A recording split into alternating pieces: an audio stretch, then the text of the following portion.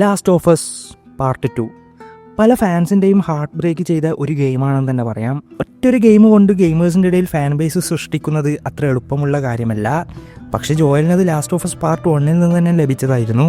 അങ്ങനെ അത്രയും strong fan base ഉള്ള ഒരു ക്യാരക്ടറിൻ്റെ സീക്വൽ ഗെയിമിൻ്റെ തുടക്കം തന്നെ കൊന്നു കളയുന്നത് സാധാരണമായിട്ടുള്ള കാര്യമല്ല. അതും ഒരു ഹാൻഡ് ടു ഹാൻഡ് ഫൈറ്റോ ആ ക്യാരക്ടറിന് കൊടുക്കേണ്ട ഒരു റെസ്പെക്റ്റോ അങ്ങനെയൊന്നും നൽകാതെയാണ് ജോയൽ എന്ന ക്യാരക്ടറിൻ്റെ മരണം നമ്മൾ ലാസ്റ്റ് ഓഫ് അസ് പാർട്ട് 2 കണ്ടത്. എല്ലിൻ്റെ മുന്നിൽ വെച്ച് ഇത്രയും ബ്രൂട്ടലായിട്ട് ജോയലിനെ കൊന്നു കളയുമ്പോൾ നമ്മൾക്ക് എല്ലിയെ വെച്ചും ഒന്നും ചെയ്യാൻ പറ്റിയില്ല, ജോയലായിട്ടും അവിടെ നിന്ന് രക്ഷപ്പെടാൻ പറ്റിയിട്ടില്ല.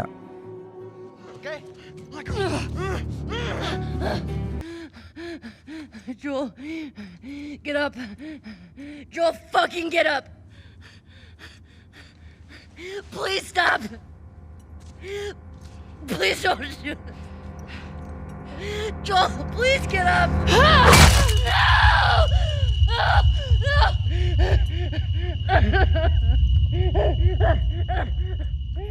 ജോയലിൻ്റെ മരണം കണ്ടു നിൽക്കാനേ പറ്റുള്ളൂ.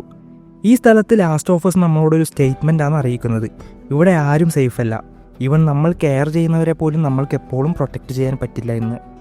ജോയലിൻ്റെ മരണം വെറുതെ ഒരു മരണമായിട്ടല്ല, ലവ് എന്നത് പോയിസണായിട്ട് മാറുമ്പോൾ എങ്ങനെ അത് ചുറ്റുമുള്ളവരെ എഫക്റ്റ് ചെയ്യുമെന്നതിന് ഒരു എക്സാമ്പിളായിട്ടാണ് ഈ ഒരു ഡെത്ത് കാണിച്ചിട്ടുണ്ടാവുക. എല്ലിയുടെ സ്റ്റോറി ഒരു ഹീറോയുടെ മിഷനാണെന്ന് നമുക്ക് പറയാൻ പറ്റില്ല, മറിച്ചൊരു ഒബ്സഷനാണ്. ജോയലിൻ്റെ മരണത്തിന് ജസ്റ്റിസ് അല്ല എല്ലിക്ക് വേണ്ടത്. എല്ലി അനുഭവിച്ച ആ പെയിൻ, ആ ഒരു വേദന ഓപ്പോസിറ്റിലുള്ള ആളെ അറിയിക്കാൻ വേണ്ടിയാണ് ഗെയിം മുഴുവൻ എല്ലി ശ്രമിക്കുന്നുണ്ടാവുക. എല്ലിയുടെ സ്വഭാവം ഗെയിം പ്ലേ സ്റ്റൈലിലും കൺവേ ചെയ്തിട്ടുണ്ടാവുമെന്ന് പറയാം. കാരണം എല്ലിയുടെ സ്കില്ലിംഗ് സ്റ്റൈലൊക്കെ അത്രയും ബ്രൂട്ടലായിട്ട് ഒരു കരുണയും ഇല്ലാത്ത രീതിയിലാണ് മുന്നോട്ട് കാണിച്ചിട്ടുണ്ടാവുക. എല്ലാം കഴിഞ്ഞ് അവസാനം എല്ലിയുടെ ഈ റിവെഞ്ചിന് വേണ്ടിയുള്ള യാത്ര കാരണം അവൾക്ക് നഷ്ടമായിട്ടുണ്ടാവുക തൻ്റെ വിരലുകളും ജോയലിൻ്റെ ഒരു ഡീപ്പ് മെമ്മറിയും പഴയ എല്ലിയുടെ ക്യാരക്ടറുമായിരിക്കും. ഇതിനുശേഷം നമ്മൾ ഗെയിമിൽ വില്ലനായിട്ട് കണ്ടത് നമ്മൾ അത്രയും ആരാധിച്ച ഒരു ക്യാരക്ടറിനെ ബ്രൂട്ടലായിട്ട് കൊന്ന ഒരാളായിട്ടാണ് കളിക്കുന്നത്. എബി ആയിട്ട് സ്റ്റാർട്ടിങ് കളിക്കുമ്പോൾ കുറേ പേർക്ക് ഒരു അൺകംഫർട്ട് ഫീൽ ഉണ്ടായിട്ടുണ്ടാവും. പക്ഷേ നമ്മൾ ഗെയിം കളിച്ച് മുന്നോട്ട് പോകുമ്പോൾ എബിയുടെ വേൾഡ് എന്താണ്, അവൾ എന്തുകൊണ്ടാണ് ഇങ്ങനെ ഉണ്ടാകുന്നത്, അവൾക്കുണ്ടായ നഷ്ടങ്ങൾ എന്തൊക്കെയെന്ന് നമ്മൾക്ക് കാണാൻ പറ്റും. ലാസ്റ്റ് ഓഫ് അസ് പാർട്ട് 2 എബിന് ഫാൻ ബേസ് ഉണ്ടാക്കി കൊടുക്കാൻ അല്ലെങ്കിൽ ഇവളെ ആൾക്കാർക്ക് ഇഷ്ടപ്പെടുത്താനോ അല്ല ശ്രമിച്ചത്, മറിച്ച് ഇവളെ നമ്മൾക്ക് മനസ്സിലാക്കിപ്പിക്കാൻ, ഇവൾ എന്തിനാണ് ഇത്രയും ബ്രൂട്ടലായിട്ട് ജോയലിനെ കൊന്നത് എന്ന് നമ്മളെ അണ്ടർസ്റ്റാൻഡ് ചെയ്യിപ്പിക്കാൻ വേണ്ടിയാണ് ശ്രമിക്കുന്നത്. അവളെ നമ്മൾക്ക് വെറുക്കാനുള്ള എല്ലാ റീസൺസും നമ്മൾക്കുണ്ട്, അതേപോലെ അവൾക്ക് ജോയലിനെ കൊല്ലാനുള്ള റീസൺസും ഉണ്ട്. പക്ഷെ ഒരു സ്റ്റേജ് എത്തിയപ്പോൾ എല്ലിയെ കൺസ്യൂം ചെയ്ത റിവെഞ്ച് ഇവളെ കൺസ്യൂം ചെയ്യാതിരിക്കാൻ വേണ്ടി അത് ബ്രേക്ക് ചെയ്യാനും ശ്രമിക്കുന്നുണ്ട്. ലാസ്റ്റ് ഓഫ് അസ് പാർട്ട് 2 ഇവിടെ പലരെയും സാറ്റിസ്ഫൈ ചെയ്യാത്ത ഗെയിം തന്നെയാണെന്നറിയാം. കാരണം ഇതിൽ നമ്മൾ എക്സ്പെക്റ്റ് ചെയ്യുന്ന സാറ്റിസ്ഫാക്ഷൻ നൽകാനോ റിവെഞ്ചിലൂടെ കിട്ടുന്ന ഹാപ്പിനെസ്സോ അല്ല ഗെയിം നൽകുന്നത്.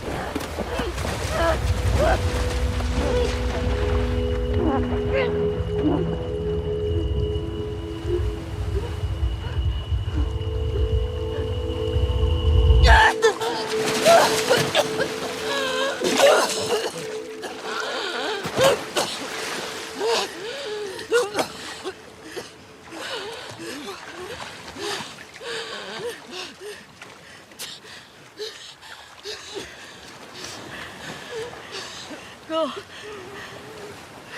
Just take him.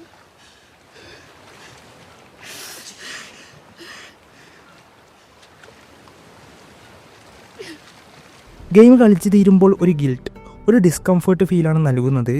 നിങ്ങൾക്കുണ്ടായത് ജോയലിൻ്റെ മരണം കാരണം ഉണ്ടായ ദേഷ്യമാണോ, അതോ എബിനോട് സിമ്പതിയാണോ? എല്ലി ചെയ്തതൊക്കെ തെറ്റാണെന്ന് തോന്നിയിട്ടുണ്ടോ, അല്ലെങ്കിൽ ആബി ചെയ്തത് തെറ്റാണോ? ഈ ഗെയിം നമ്മളോട് കാണിച്ച ഏറ്റവും വലിയ ക്രൂവാലിറ്റി എന്നത് ഗെയിമിൻ്റെ അവസാനം ആരും വിജയിക്കുന്നില്ല എന്നതാണ്. ലാസ്റ്റ് ഓഫ് അസ് പാർട്ട് 2 കളിച്ച് തീർത്തപ്പോൾ നിങ്ങൾക്കുണ്ടായ എക്സ്പീരിയൻസ് താഴെ കമൻറ്റ് സെക്ഷൻ മെൻഷൻ ചെയ്യൂ. സോ ഞാൻ ഈ വീഡിയോ അവസാനിക്കുന്നു. ഇഷ്ടപ്പെട്ട ലൈക്ക് ചെയ്യാൻ ചാനൽ സബ്സ്ക്രൈബ് ചെയ്തിട്ടില്ല സപ്പോർട്ട് ചെയ്യുക. ഈ വേറെ നല്ല വീഡിയോ കാണുന്ന ഒരു from gaming friends. Peace out.